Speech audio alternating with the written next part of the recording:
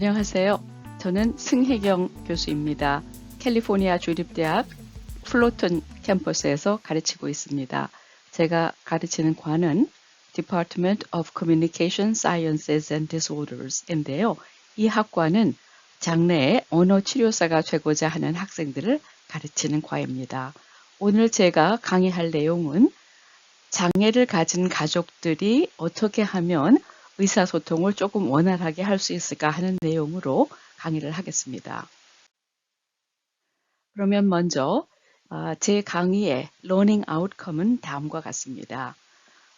우선 의사소통의 목적과 과정과 의사소통에 관련되는 파트너들과 그리고 어떤 모델리티, 양상을 통해서 의사소통을 하는지를 개관을 하고요. 그리고 나서는 가장 커먼하게 보이는 발달 장애 중에 자폐 증후군과 다운 증후군의 특성과 의사소통의 이슈를 조금 개관하겠습니다. 그렇게 해서 자폐 증후군과 다운 증후군의 특성을 개관함으로 인해서 그 지식들을 활용해서 어떻게 의사소통을 원활하게 할 수 있을지를 다루는 내용으로 하겠습니다. 좀 더 자세히 오늘 강의의 내용을 살펴보면요.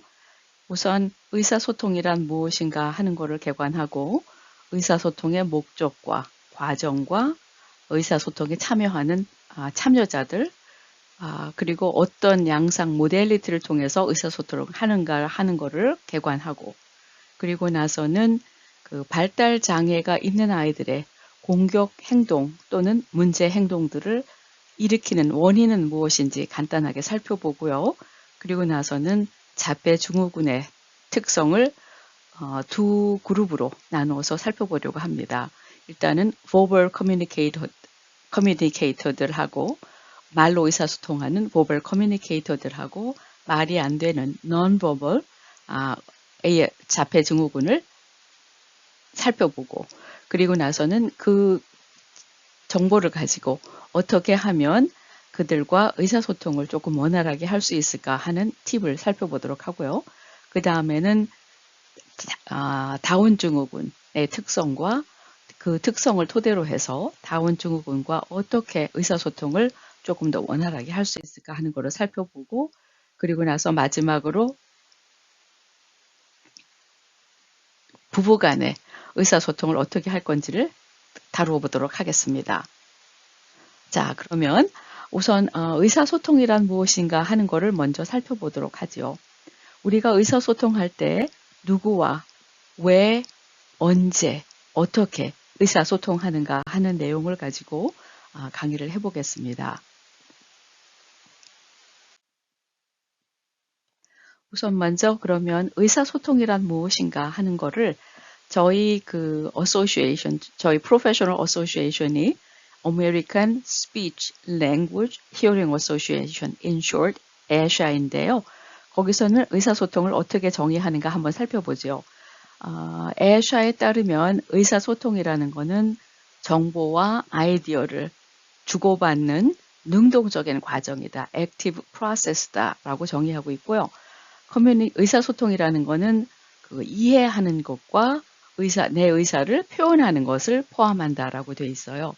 그리고 이제 의사소통을 하는 형태는 제스처를 사용해서 의사소통을 하기도 하고 물체를 사용해서 의사소통을 하기도 하고 소리를 내거나 말을 하거나 사인 랭귀지를 쓰거나 아니면 그림을 사용하기도 하고 심볼을 사용하기도 하고 어떤 경우에는 인쇄된 단어나 문장을 사용하기도 하고 마지막으로 Alternative and Augmentative Device라고 Communication Device라고 하는데요. 간단히 말해서는 AAC 디바이스라고 해요.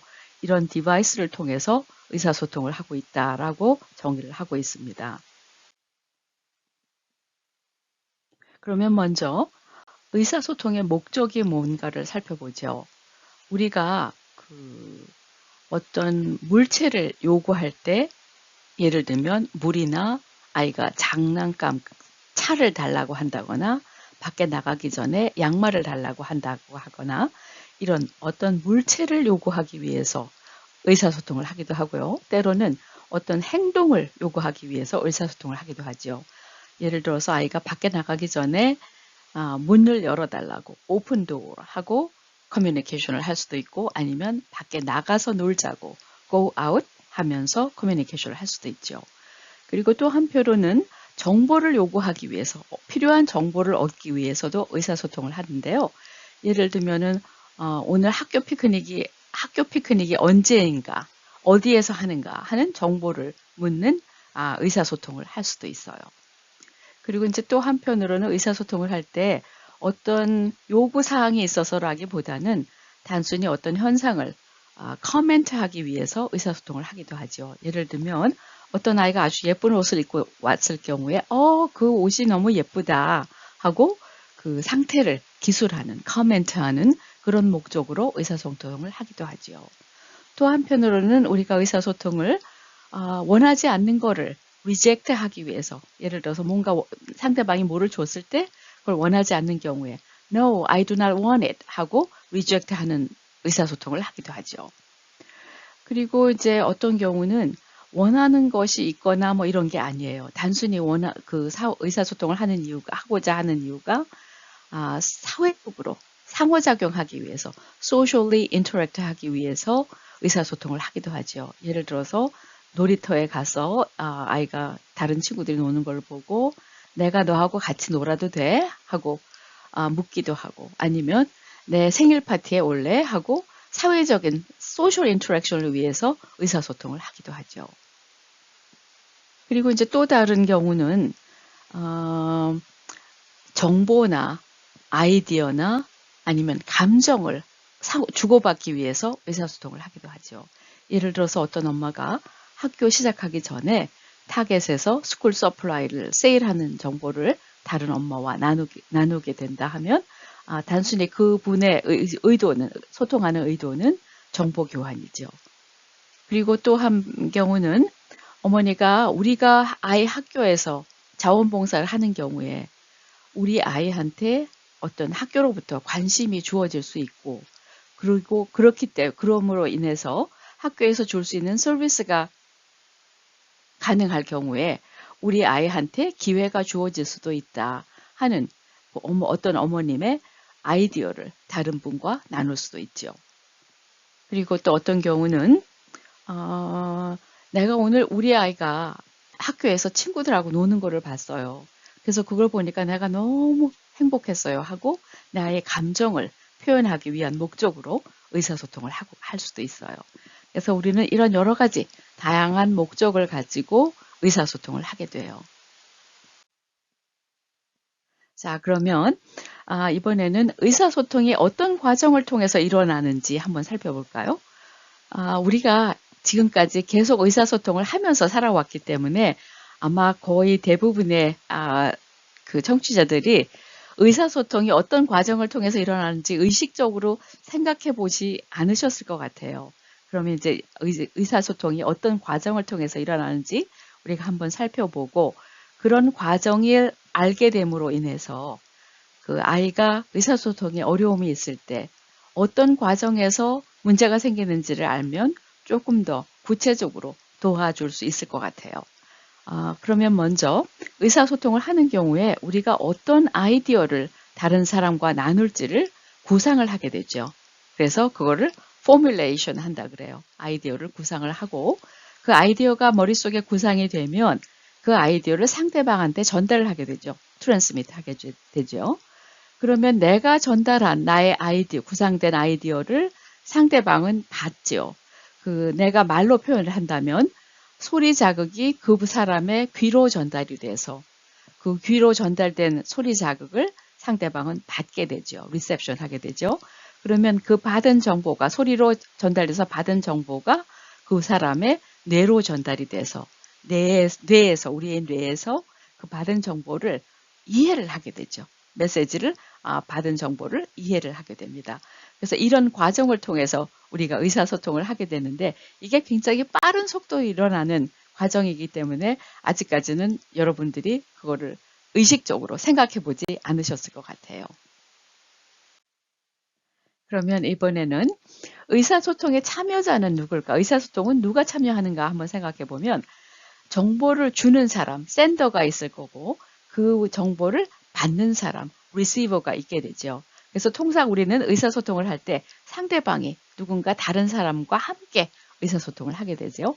그래서 한 사람은 메시지를 주고 다른 사람은 메시지를 받는 과정을 통해서 의사소통이 이루어집니다. 이렇게 해서 이제 간단히 의사소통이란 무엇이고 의사소통의 목적과 과정과 의사소통의 그 방법, 모델리티를 잠깐 살펴봤는데요.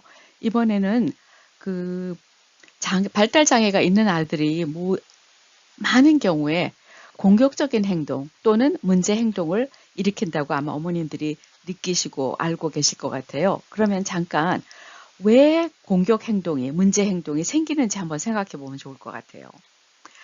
보통 공격 행동은 의사소통에 문제가 생겨서 생기는 경우가 거의 대부분이에요.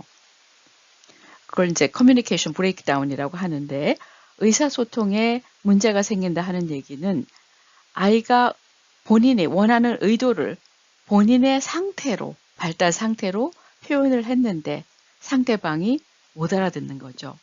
그래서 아이는 그 의사소통을 한 번에 지나치는 게 아니고 한 번 이상 했을 텐데 상대방이 계속 그 아이의 의도하는 바를 못 알아채면 그 아이는 좌절하게 되겠죠.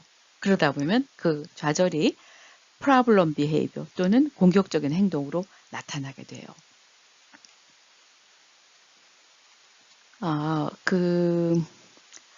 우리가 간단하게 비디오를 잠깐 찍어서 그런 장면을 분석을 해보면 이게 좀 더 분명해질 텐데요. 처음에는 우리가 아이가 무슨 얘기 하는지 못 알아듣겠다고만 생각을 하지만 그 비디오를 촬영해서 보게 되면 아이는 그 아이의 현 상태의 발달 단계에 맞게 예를 들어서 말이 잘 안 되는 아이 같으면 뭐 소리를 대충 엇비슷한 소리를 단어에 엇비슷한 소리를 낸다든지 하는 식으로 의사소통을 했을 거예요. 그런데 이제 우리가 그걸 못 알아들으니까 거기에 대해서 반응을 안 했고 반응을 안 하니까 아이는 좌절이 되고 짜증이 나고 그러다 보니까 문제 행동으로 나타나게 되는 거죠. 그래서 문제 행동이라는 거는 상대방을 때리거나 꼬집거나 아니면 밀치거나 땅바닥에 뒹굴거나 하는 여러 가지 그런 행동으로 나타내는 거죠. 그거 자체도 그 아이의 의사소통인 거죠. 그 메시지는 뭐냐 하면 그 아이가 나 지금 너무 힘들고 짜증난다 하는 얘기를 다른 사람을 때리거나 물거나 바닥에 뒹굴거나 하는 방식으로 표현을 한 것뿐인 거죠. 예를 들어서 우리가 한 예로 중국 공항에 도착을 했다고 한번 가정을 해볼까요? 우리가 세관을 통과해야 되는데 중국말을 못해요. 그래서 이제 세관 통과를 하면서 내가 손짓 발짓 다 해가면서 세관에 있는 직원과 의사소통을 하려고 노력을 했는데 그 사람이 계속 내가 소통하고자 하는 바를 못 알아들어요. 그러면 어떻게 될까요? 우리 얼굴이 아마 붉어질 거고 내 언성이 높아질 거고 그럴 거예요. 우리는 이미 다 성숙한 교육받은 성인임에도 불구하고 그렇게 우리의 그 프러스트레이션을 표현을 하잖아요. 마찬가지로 그 예를 아이들의 수준에 한번 대입을 해보면 아이들은 우리만큼 아직 성숙하지도 않았고 교육을 받지도 않았고 그 아이의 발달 상태에서 그 아이가 할 수 있는 방법은 내가 의사소통한 거를 상대방이 못 알아주니까 남을 때리거나 밀치거나 꼬집거나 물어뜯거나 아니면 바닥에 뒹굴거나 하는 방식으로 표현을 하게 될 거고 우리는 그거를 공격적인 행동이라든지 문제의 행동이라고 받아들이게 되는 거죠. 그러면 이제 그 가장 빈번하게 나타나는 두 가지 발달 장애를 제가 간단하게 개관을 해보려고 합니다. 하나는 그 자폐 스펙트럼 장애고요. 자폐 스펙트럼 장애라는 거는 보통은 그 아이들의 양상이, 나타나는 행동 양상이 다 다르기 때문에 우리가 그 행동 양상이 다 다르고 그 아이의 기능 상태가 다르기 때문에 이제 스펙트럼 디스오더다라는 용어를 쓰기 시작했어요. 그 나타나는 양상이 어떤 스펙트럼 상에서 로우 펑션이기도 하고 하이 펑션이기도 하고 이렇다 해서 자폐 스펙트럼 디스오더라고 표현을 하고 있죠. 그리고 가장 큰 문제는 사회성의 문제인 거예요. 남과 상호작용하는데 가장 큰 어려움을 겪는 게 자폐 스펙트럼 디스오더의 특성이라고 보면 좋을 것 같아요. 그래서 이제 그 아이들의 일단은 그 말로 의사소통이 되는 자폐 스펙트럼 장애의 특성을 잠깐 살펴보려고 하는데요. 그런 경우는 말을 다 해요. 말하는데 전혀 문제가 없어요. 그래서 걔네들은 포놀로지나 모르포신텍스는 장점이에요. 이제 포놀로지라 하면 뭐냐 하면 그 소리에 관한 말 중에 소리에 관한 부분인데요. 음소, 단어가 몇 개의 음소로 구성이 되죠. 그래서 고양이 cat이라는 영어의 단어에 보면 음소가 크, 에, 츠 해서 세 개의 음소가 three phonems가 한 단어를 형성하게 돼요. 그래서 이제 언어로 의사소통을 하는 자폐 스펙트럼 아이들의 경우는 그런 각각의 개별 음소를 통합을 해서 단어를 발음하는데 크게 문제가 없어요. 그리고 문장 산출도 문법적으로 그 문제가 없는, 문법적으로 거의 문제가 없는 그 전체 문장, 풀 센텐스나 프레이즈를 표현을 해서 의사소통을 하게 되죠. 근데 이제 그런 경우에 어려움은 어디에 있는가 하면 그 소리를 내거나 발음을 정확하게 하거나 문장을 문법적으로 맞는 문장을 산출하는 능력이 있음에도 불구하고 그 능력을 사회적인 상황에서 활용하는데 어려움을 겪어요. 그래서 예를 들면 대화를 할 때, 우리가 대화를 할 때 그 말을 표현하고 문장을 산출하는데 대화에 또 나름대로 규칙이 있거든요. 그 대화의 규칙을 쫓아가는데 어려움이 있어요. 구체적으로 말씀을 드리면 그 대화를 하는 경우에 우리가 말을 주거니 받거니 하잖아요. 한 사람이 주고 다른 사람이 받고 그거를 이제 턴테이킹이라고 하는데 그 자기 차례가 왔을 때 말을 해야 되는데 그게 잘 안 돼요. 그래서 본인이 하고 싶은 얘기를 상대방이 관심이 있는지 없는지 전혀 배려를 안 한 채로 본인이 하고 싶은 얘기를 상대방한테 말할 기회를 주지 않은 채로 계속 말을 하게 되죠. 그래서 턴테이킹에 문제가 생기게 돼요. 이런 문제가 생기게 되면 친구가 처음에는 뭐 얘가 뭐 할 말이 많이 있고 재밌는 아이디어도 있는 것 같아서 첫 번째는 그냥 들을만 했어요. 그런데 계속 그런 식으로 저한테는 그 말할 기회를 안 주고 이 친구, 자폐가 있는 친구 혼자만 말을 계속 하게 되면 이 친구가 더 이상은 얘하고 말하고 싶지 않아져요. 그래서 친구를 잃게 돼요. 자폐가 있는 아이들 대부분의 경우에 친구 관계를 형성하는 게 참 어렵거든요. 그 중에 하나의 이유가 그 대화하는 과정에서 사회적 소셜 스킬이 떨어지기 때문에 대화하는 과정에서 남이 관심이 있는지 없는지 배려를 못하고 그리고 본인이 하고 싶은 얘기만 계속 상대방에게 기회를 주지 않고 한다는 게 어려움이죠. 그리고 그 대화를 하는 경우에 우리가 대화를 하는 경우에 어떤 주제를 내놓잖아요. 토픽을 내놓고 그 토픽에 관해서 턴테이킹을 하면서 어느 정도 그 토픽의 얘기를 마무리를 짓고 새로운 토픽으로 넘어가게 되잖아요. 그런데 그 자폐가 있는 아이들 같은 경우에 한 내놓은 주제에 계속 그 대화를 엮어가는 그런 기술이 부족하고 그리고 한 대화가 끝났을 때 새로운 주제를 내놓고 또 대화를 엮어가야 되는데 그런 것들이 어려워요. 그래서 취약점으로 턴테이킹이 잘 안 되고 그 토픽에 중점을 둬서 그 토픽을 연결해가는 게 어렵고 새로운 토픽을 내놓는 게 어렵고 이런 그 소셜 스킬과 관련되는 대화를 하는 상황에서의 많은 어려움을 겪게 돼요.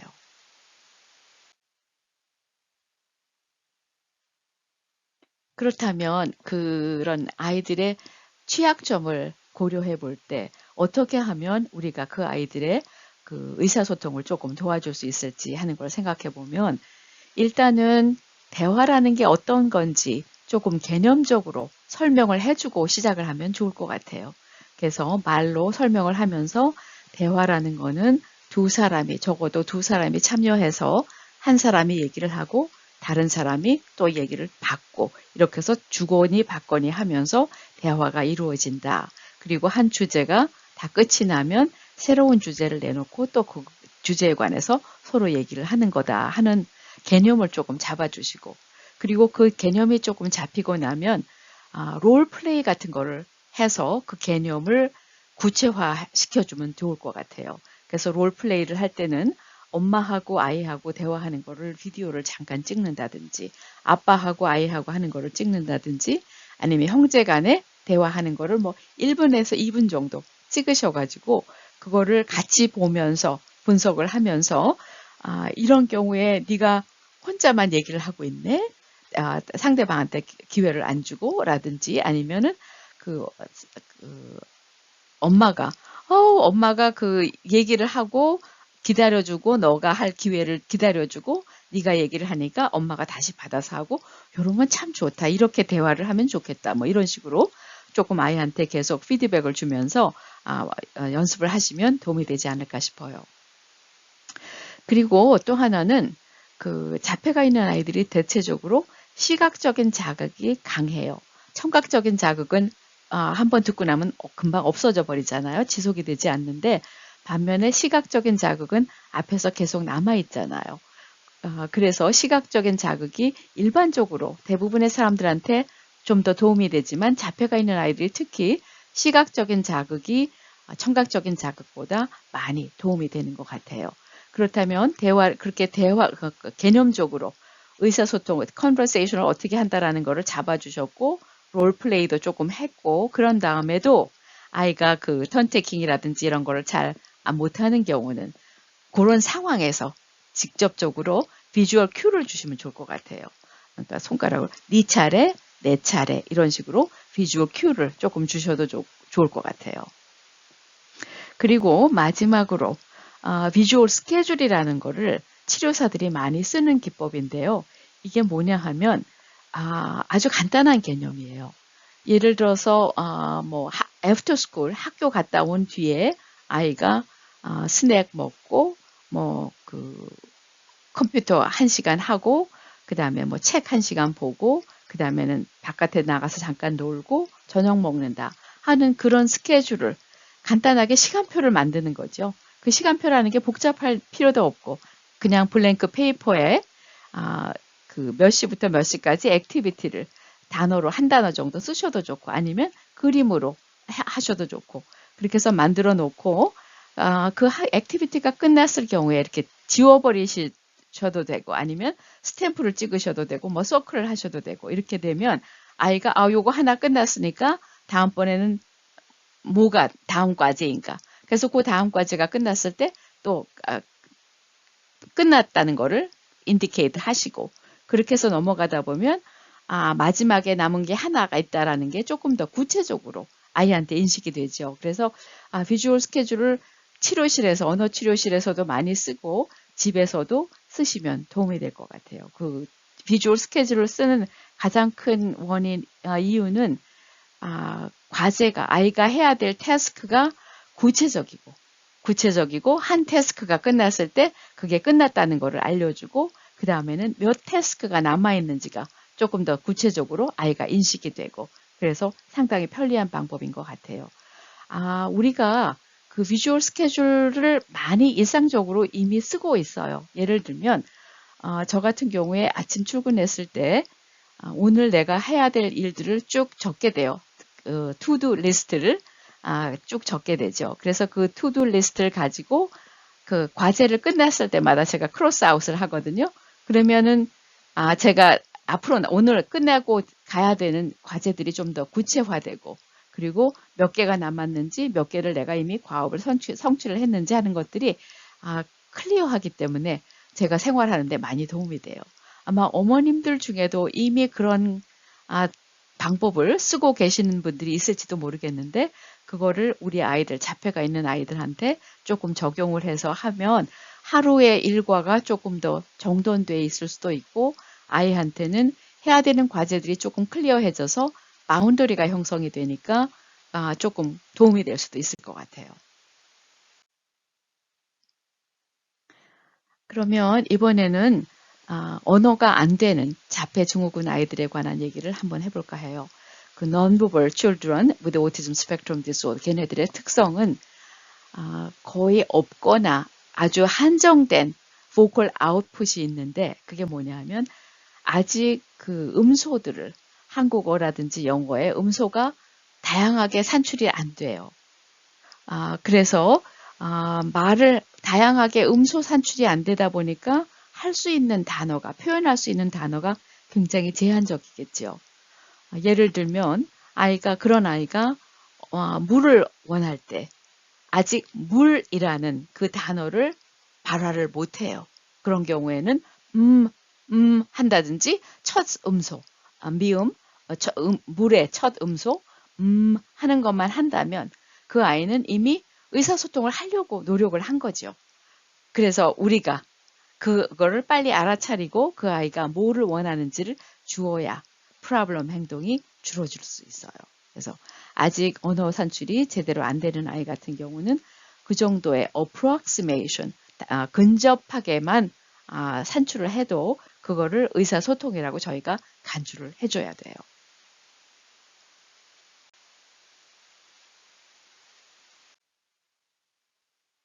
그러면 이제 어떻게 하면 non-verbal한 자폐 증후군의 아이들과 의사소통을 할 수 있는지 한번 생각해 보죠. 일단은 그 아이가 어떤 노력이라도 거의 근접한 음소라도 발화를 하거나 아니면은 원하는 물건을 손가락으로 포인팅을 하면 그거를 의사소통으로 간주를 해주고 인정을 해주셔야 돼요. acknowledge 해주셔야 돼요. 뭔지 몰라서 반응을 안 하시면 그 아이는 자꾸 좌절하게 돼요. 그리고 아마 그것조차도 하려는 의도를 줄여버리게 되게 될 거예요. 그래서 일단은 아이가 하려는 의도를 인정을 해주시고 그리고 얘가 뭐를 원하는지를 클리어하지 않을 경우에는 게스를 해서 상상을 해서 반응을 해주시고 그리고 그 아이가 어떤 방법으로라도 꼭 말이 아니라도 어떤 방법으로든지 아이가 원하는 의사소통을 할 수 있도록 도와주셔야 할 것 같아요. 그래서 많은 경우에 그림을 이렇게 아이가 일상적으로 자주 쓰는 그림을 준비를 하셔가지고 그 원하는 거에 대한 그림을 주면 그거를 의사소통으로 간주하고 그 원하는 물체를 주는 방법을 쓰는 팩스라는 방법을 많이 써왔고 아마 들어보신 분들이 있으실 텐데요. PECS, PECS, Picture Exchange Communication System이라고 하는데 그 경우는 아이한테 필요한 사진들을 많이 찍어가지고 바인더에다가 그 사진들을 다 집어넣어 놓고 바인더 겉장에 벨크로를 붙여가지고 그 애가 원하는 그림을 몇 장을 초이스를 2개나 3개를 놓고 거기서 하나 원하는 거를 그림을 주면 그거에 대한 물체를 주는 그런 방법을 많이 써왔는데요. 점점 이 팩스 방법은 이제 줄어들고 있어요. 왜냐하면 그 바인더를 들고 다니다 보면 자폐가 있는 아이가 이미 다른 아이들하고 조금 다른데 더 다르게 보이죠.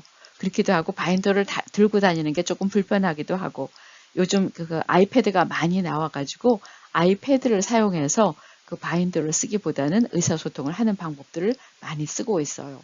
그리고 이제 제스처를 많이 사용하도록 encourage를 시켜주시면 좋을 것 같아요.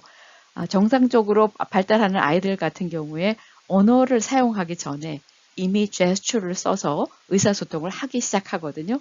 그런데 자폐가 있는 아이들은 언어가 안 됨에도 불구하고 제스처를 많이 사용을 안 해요. 그래서 이제 우리가 의사소통할 때 예를 들어서 어떤 동작을 표현하는 경우에 예를 들면 물을 마신다 할 때 drinking water 하는 경우에 제스처를 같이 동반을 시키시면서 인풋을 주시면 그게 아이가 제스처를 보고 모방을 하고 같이 쓸 수 있는 그런 방법이 될 수 있을 것 같아요. 그리고 어떤 경우는 이제 사인 랭귀지를 가르치는 경우도 있는데 사인 랭귀지를 아이가 조금 쓰면 사인 랭귀지 쓰시면 더 좋고요. 그 다음에 소리를 내면 그 소리를 자꾸 인커리지 시키고 그거가 원하는 게 뭔지를 알아차려서 반응을 주시고 그 소리 내는 것들이 이제 단어 발화로 연결이 될 수 있도록 이끌어 가시면 좋을 것 같고 마지막으로 AAC 디바이스라는 걸 쓰는데요. 이게 뭐냐 하면 Alternative and Augmentative Communication Device거든요. 이게 이 자체도 이제 스펙트럼이에요. 그 얘기는 뭐냐면 로우 테크놀로지부터 하이 테크놀로지까지 있어서 굉장히 다양한 디바이스들이 있는데 어떤 디바이스는 프리 리코디드 된 메시지를 디바이스에 입력을 시켜가지고 버튼만 누르면 그 리코디드 된 메시지가 나오는 경우도 있고 어떤 경우는 아주 심한 경우에 자폐가는 아니지만 그 부상을 크게 당해서 몸을 움직일 수 없는 경우에 눈동자만 움직이는 것 같고도 그 커뮤니케이션이 되는 그런 아주 하이테크한 디바이스들도 있어요. 여기서 한 가지 말씀드리고 싶은 거는 아마 부모님들 중에 AAC 디바이스 쓰는 것에 대해서 굉장히 저항이 있으신 분들이 있을 수 있어요. 그러나 그 AAC 디바이스를 쓴다고 해서 아이가 언어 발달을 스탑하는 건 아니거든요. 왜냐하면 일단 중요한 거는 아이가 의사소통할 수 있는 방법을 여러 가지로 제공을 해줘서 아이가 의사소통에 좌절이 되지 않도록 원하는 의사소통을 할 수 있도록 해주는 게 가장 관건이기 때문에 일단 모든 방법을 사용을 해가지고 의사소통을 하게 해주고 그리고 우리가 사인 랭귀지를 한다든지 제스처를 한다든지 해서 의사소통을 하는 경우에 말 없이 사일런트하게 하진 않거든요. 그 제스처를 쓰거나 사인 랭귀지를 쓰면서 우리가 거기다 말을 덧붙이기 때문에 아이는 인풋을 2가지, 3가지로 받을 수 있어요. 그래서 그것들이 언어 발달을 촉진시키지 언어 발달을 지연시키지 않기 때문에 전혀 걱정 안 하시고 이런 방법을 혹시라도 치료사가 권하신다면 받아들이고 사용을 하도록 해주시는 게 좋을 것 같아요. 초기에는 아이들이 일단 의사소통을 할 때 뭔가를 원하면 의사소통을 해요. 어떤 방법으로든지 의사소통을 하거든요.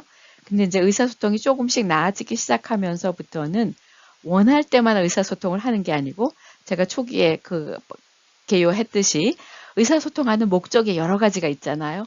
그 목적을 다양하게 의사소통을 할 수 있도록 요구도 하고 어떤 물건을 요구도 하고 액션을 요구도 하고 어떤 현상에 대해서 코멘트도 하고 뭐 사회적인 상호작용만을 위해서 의사소통을 하기도 하고 이런 식으로 그 레퍼토어를 커뮤니케이션 목적의 레퍼토어를 조금 증진시켜 가시면 좋을 것 같아요.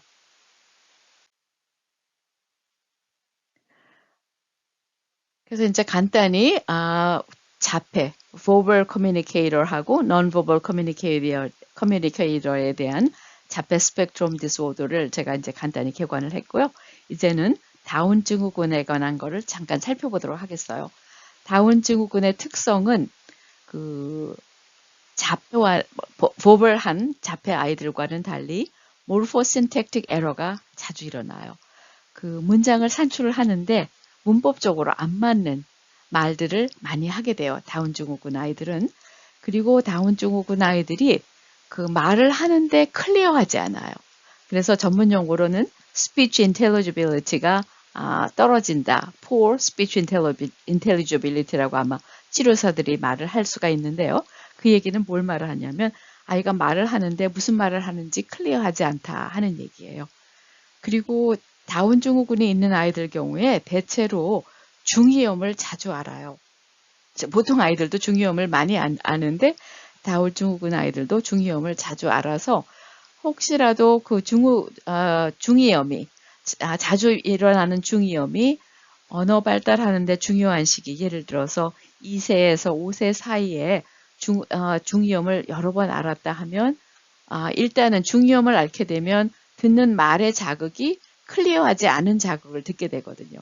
그게 이제 비유가 어떤 거냐 하면 수영하고 나왔을 때 귀에 물이 들어가서 남하고 의사소통할 때 그 말이 클리어하게 안 들리는 경우 그런 비슷한 비유인데요. 그 기간이 지속이 된다면 언어를 발달하는 중요한 시기에 그 중이염으로 인해서 그런 그 컨덕티브 히어링 로스라고 하는데 그런 현상이 조금 자주 일어난다면 그 인풋을 스피치 인풋을 받는데 조금 지장이 있어서 스피치가 언클리어 할 수도 있는데 그것이 확실한 커즈라고 원인이라고 말할 수는 없어요. 근데 이제 전반적으로 다운 증후군이 있는 아이들이 스피치가 굉장히 unclear해요. 그래서 그 스피치가 unclear한 거에 대한 여러 가지 설명들이 있는데 일단은 입안의 구조 자체가 조금 티피컬한 아이들과 다르다라는 얘기도 있고 중이염을 자주 앓기 때문에 스피치 발달이 조금 지연이 된다라는 얘기도 있고 어쨌든 스피치가 unclear해요. 그리고 걔네들의 장점이라면 굉장히 소셜해요. 그래서 그 자폐 증후군과는 아주 프로파일이 다르게 다운 증후군 아이들은 사람들과 상호작용을 좋아하고 잘해요, 비교적. 그래서 이제 걔네들의 스트렝스는 프래그매틱 스킬이다. 사회적인 상호작용을 잘한다 하는 게 그 아이들의 장점이죠. 그러면 그런 간단한 개관을 토대로 해서 다운 증후군이 있는 아이들과 어떻게 의사소통을 하면 좋을까를 생각해 보면 일단은 문법적인 에러가 자주 있는데 그거를 고치려고 하시지 말고 문법적인 에러가 나오는 거를 고치려고 하시지 말고 문법적인 에러가 있는 말을 산출하는 경우에 그냥 다른 방법으로 표현을 해주세요. 그 대신에 그거를 따라해봐 라고 지적을 하고 고치지는 마시고 그냥 다른 방법으로 정확한 문법에 맞는 문장으로 산출해서 그 아이가 그거를 들을 수 있게 해주시면 좋을 것 같아요. 왜냐하면 그때마다 그 문장을 고치려 드시면 아이가 짜증이 날 거거든요. 저희들 어른들 수준에 맞는 예를 제가 한번 들어볼 텐데요. 미국에 처음에 왔을 때 영어가 잘 안 될 때 네이티브 스피커하고 우리가 의사소통을 하는 경우에 조금 문법적으로 잘 안 맞는 표현을 했을 때 상대방이 그 네이티브 스피커들이 쓰는 방식으로 다시 말을 받아서 해주신 경험이 아마 있으실 것 같아요. 그런 경우에 그 상대방이 고쳐서 한 말을 들으면서 내가 이럴 때 저렇게 말을 하면 되는구나 하는 그런 체험들이 아마 있으실 것 같은데 그런 비유인 거죠. 아이가 문법적으로 맞지 않는 문장을 산출했을 때 그거를 지적해서 고치려 하시지 말고 다른 말로 표현을 해서 아이가 어떻게 말을 표현하면 되는지를 듣게. 그래서 그 들은 것들이 자꾸 쌓이면서 그 언어에 대한 모델을 아이한테 주고 그 아이의 언어가 조금씩 수정돼 가기를 바라는 그런 방법을 쓰시면 좋을 것 같아요. 그리고 이제 그 언어가 스피치가 클리어하지 않다고 제가 말씀을 드렸잖아요. 그러니까 스피치가 클리어하지 않은 경우에 게스를 하세요. 클리어하지 않아서 내가 못 알아듣겠어서 그냥 반응하지 않고 넘길 일이 아니고 그런 경우에 그거를 내 게스를 해서 얘가 이런 말을 하려고 하는 건가 하고 거기에 대한 답을 주세요. 반응을 하세요. 그게 틀리면 걔가 아니라고 하거나 뭐 다른 반응이 오겠죠. 그러면 또다시 수정을 하고 이렇게 해서 반응을 하시고 하여튼 가장 피하셔야 할 일은 뭔지 못 알아들어서 제가 무슨 말을 하려는지 못 알아들어서 답을 안 하시는 게 가장 피하셔야 할 일이에요. 왜냐하면 이미 제가 리뷰했듯이 커뮤니케이션이라는 거는 상호적으로 두 사람이 서로 주거니 받거니 하는 상호작용이기 때문에 저쪽에서 뭔가 의도를 했는데 그걸 내가 못 알아듣겠다고 해서 반응을 안 하면 의사소통하려는 의도가 점점 줄어들게 돼요. 그래서 일단 저쪽에서 의사소통을 했으면 조그만 어템프트라도 했으면 그거에 대한 내가 인정을 하고 받아들여주고 가능한 한 최선의 게스를 해서 리스판드를 해주고 억날리지 해주는 게 가장 중요한 것 같아요. 그러면 마지막으로 그 장애가 있는 발달 장애 아이를 가진 부부 간에 어떻게 의사소통을 하면 좋을까 하는 부분을 조금 요약해 볼게요. 페어런팅에서 가장 중요한 것은 일관성인 것 같아요. 부부간에 아이한테 어떻게 반응을 하고 가이드를 하는지가 일관성이 있어야 될 것 같아요. 그렇지 않으면 아이가 혼돈이 될 거거든요. 엄마는 이렇게 얘기하고 아빠는 저렇게 얘기하면 아이한테 혼돈을 주기 때문에 가능한 한 그 일관성 있게 의사소통을 하시면 좋을 것 같아요. 예를 들어서 아이가 아이패드를 가지고 와서 아빠한테 나 이거 가지고 놀까? 하는 경우에 아빠가 그래 얘기를 했어요. 그런데 엄마가 보니까 지금은 아이패드 갖고 놀 시간이 아닌 거예요. 그래서 엄마가 안 돼 하면 그 아이는 중간에서 스톱되죠. 그래서 그런 식으로 아주 사소한 예지만 가능한 한 엄마와 아빠가 같은 선상에서 컨시스턴트하게 아이한테 상호작용을 해주셔야 될 것 같아요. 그리고 그 상대방이 내 의도를 알아서 이해해 주기를 바라는 마인드 리더인 거를 이기를 바라는 거는 가능한 한 금하셔야 될 것 같아요. 우리가 문화적으로 한국 문화가 문화적으로 굉장히 의사소통이 간접적인 경우들이 많이 있어요. 미국 문화에 비하면. 그러나 내 아이, 발달장애가 있는 내 아이를 위해서라면 나의 그 한국 문화적인 성향을 조금 버리시고 가능한 한 의사소통을 좀 더 구체적으로 하시면 좋을 것 같아요. 예를 들어서 그 간접적인 의사소통이라는 거는 아빠가 퇴근하고 집에 왔는데 오늘 날씨가 굉장히 더웠어요. 집에 와보니까 에어컨이 안 켜 있어요. 그러면 그런 경우에 간접적인 의사소통을 하는 경우는 오늘 너무 날씨가 덥네. 하는 얘기는 지금 에어컨 안 틀어져 있으니까 에어컨 좀 틀자 하는 얘기거든요. 그렇게 하시지 말고 구체적으로 직접적으로 의사소통 하신다면 오늘 날씨가 너무 더웠어. 집에 왜 에어컨디션이 안 켜 있어 오늘? 좀 에어컨 좀 틉시다 하면 구체적으로 내가 원하는 거를 직접적으로 의사소통하게 되죠. 그러니까 그런 식으로 가능한 한 원하는 바를 간접적으로 돌려서 말씀하시지 말고 조금 더 구체적으로 내가 원하는 바를 상대방이 들어주기를 원하신다면 구체적으로 표현을 하시면 좋을 것 같아요.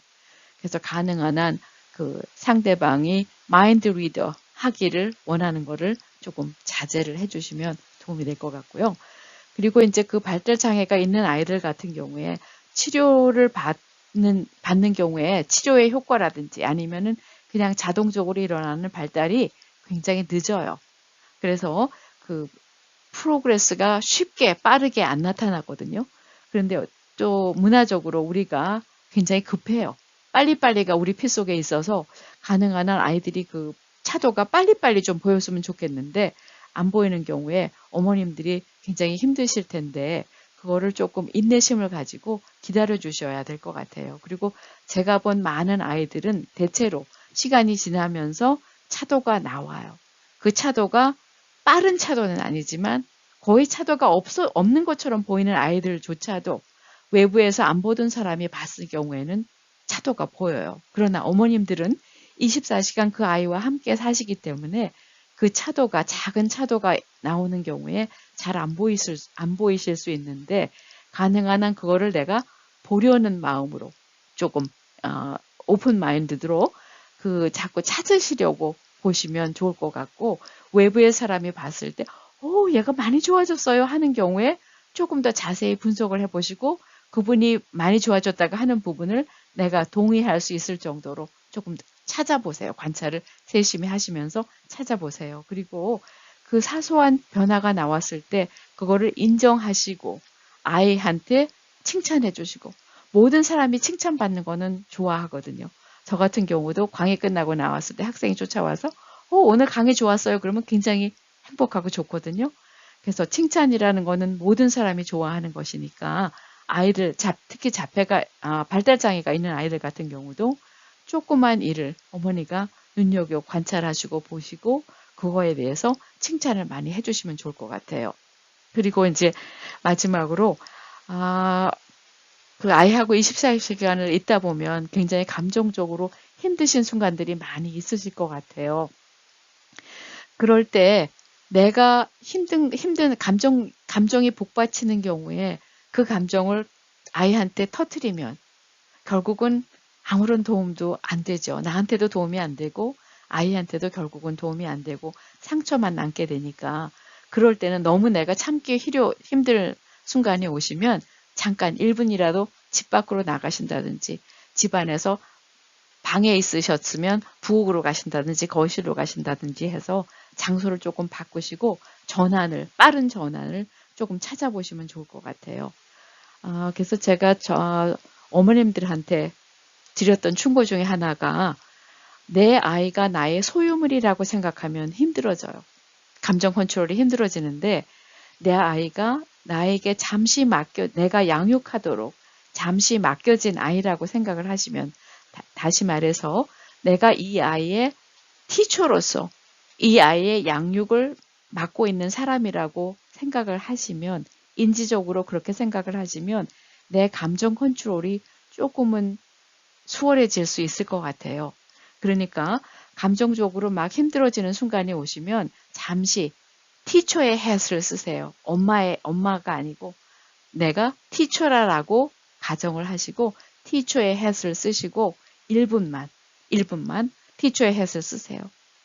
그 1분이 2분이 되고 3분이 되고 해서 조금씩 그 시간이 늘려가다 보면 내가 조금 감정 컨트롤 하는데 도움이 되지 않을까 싶어요. 그리고 감정적으로 막 너무 힘들어서 아이한테 퍼붓고 나면 결국 어머니 마음도 편치 않으실 것 같고 그 아이도 장애가 있는 아이들도 그런 걸 느낄 것 같아요. 그러니까 서로에게 상처를 주니까 가능한 한 조금 그런 거를 내가 컨트롤할 수 있는 방법을 조금 찾으시면 좋을 것 같아요. 자, 그러면 오늘 제가 했던 강의의 내용을 잠깐 요약을 해보고 마치도록 하겠어요. 우리가 의사소통이라는 게 뭔지 의사소통의 정의를 해봤고요. 그리고 의사소통을 왜 하는지 의사소통의 목적과 과정과 그 의사소통에 참여하는 파트너와 그다음에 의사소통을 어떤 양상으로 모델리티로 하는지를 잠시 살펴봤어요. 그리고 나서는 자폐 스펙트럼 디스오더의 특성을 버벌한 애들과 논버벌한 아이들로 서브그룹으로 나눠서 특성을 살펴봤고 그 각각의 의사소통의 팁에 관해서 살펴봤어요. 그리고는 우리가 다운증후군의 특성과 다운증후군의 그 특성을 바탕으로 해서 어떻게 하면 다운증후군 아이들과 의사소통을 조금 원활하게 할 수 있는지를 살펴봤고 마지막으로 발달장애를 가진 부모로서 부부 간에 어떻게 의사소통을 하면 좋은지를 살펴봤어요. 그러면 이것으로 제 강의를 마치고 감사합니다.